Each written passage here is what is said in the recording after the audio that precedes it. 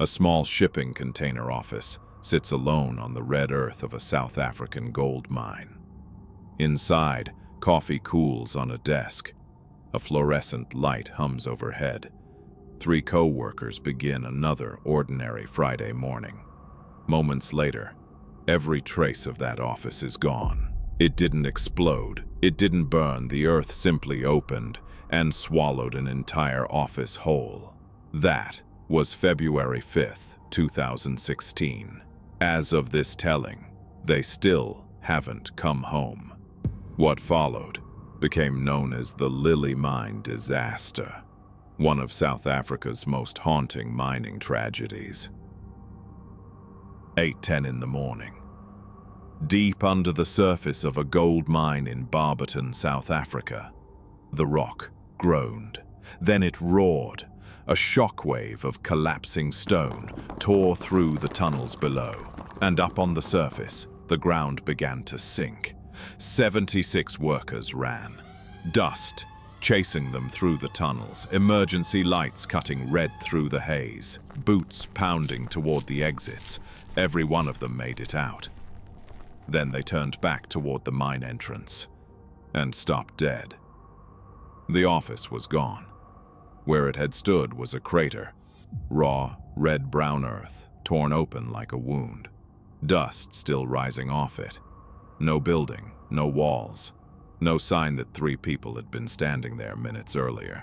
Yvonne Mnisi, pretty Nkambule, Solomon Nyirenda. Except the hole where they used to be. Rescue crews arrived within minutes. If the container had stayed sealed on the way down, it might have trapped a pocket of air. Enough, maybe, to keep 3 people breathing in the dark. That single possibility was the only thing anyone had to hold on to. And it was enough to send rescuers straight toward ground that hadn't finished falling, because the rock underneath them was still moving. Every footstep sent a tremor through unstable stone. Every piece of heavy equipment risked triggering a second collapse, one that could bury the rescuers along with the people they'd come to save. Engineers studied maps of the crown pillar, the layer of rock that was supposed to hold the surface above the mine. What they found in the data was worse than what they could see with their eyes. A void spreading underground with no path through it that didn't risk killing more people to reach the 3 who might still be alive. They tried anyway. Drilling straight down risked collapsing what was left. Sending rescuers through the mine's own tunnels meant walking them across ground that had already failed once. Lowering a camera into the wreckage might show them where the container had come to rest, if it had survived the fall at all. Every option hit the same wall of broken stone. Families gathered at the gates and didn't leave. Every truck that rolled in was a reason to hope. Every hour without word made that hope heavier to carry. And underneath all of it sat one question nobody wanted to say out loud. Was this still a rescue, or was it already something else? As the days turned into weeks, hope became harder to hold on to. The ground was too unstable to enter. The container's exact position was still unknown. What had started as an emergency became something with no name yet. Not a rescue, not quite a funeral, just an open wound in the earth that no one could safely close. Then it got worse. The mine shut down, without it running. The money to fund a serious recovery effort dried up with it. Court dates were set, then delayed. An inquest meant to explain what happened didn't even begin until 5 years later, and even then, it stalled for lack of qualified experts.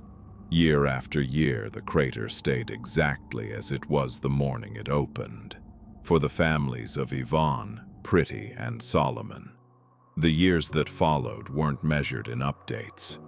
They were measured in the absence of them. No bodies, no funerals, no grave to stand at. They weren't asking for a miracle, just somewhere to bury their own. For almost a decade, that's where this story ended, mid-sentence, with no way to finish it. Then, in 2025, something moved. After years of pressure, South African authorities finally committed to a full recovery operation, a plan to reach the container at a cost approaching 800 million rand. As of now, that operation is only just beginning. Whether it finishes what a decade of engineers couldn't is still unwritten. The Lily mine disaster changed how the mining industry looks at the ground beneath its own offices. What's allowed to sit above an active mine, how fast a collapse can turn a work-day into a decade-long wait. But strip away the engineering reports and what's left is simple. 3 people walked into work on an ordinary Friday. They expected to walk out that evening. The ground had other plans. For the world, the Lily mine disaster became another headline. For the families, it never became history. It remains a Friday morning that never truly ended. Whether 2025 finally closes it or adds one more delay to a decade of them. Somewhere beneath the red earth of Barberton, 3 workers are still waiting to come home. Dedicated to Yvonne Mnisi, Pretty Nkambule, and Solomon Nyirenda, and to every family still waiting for them to come home.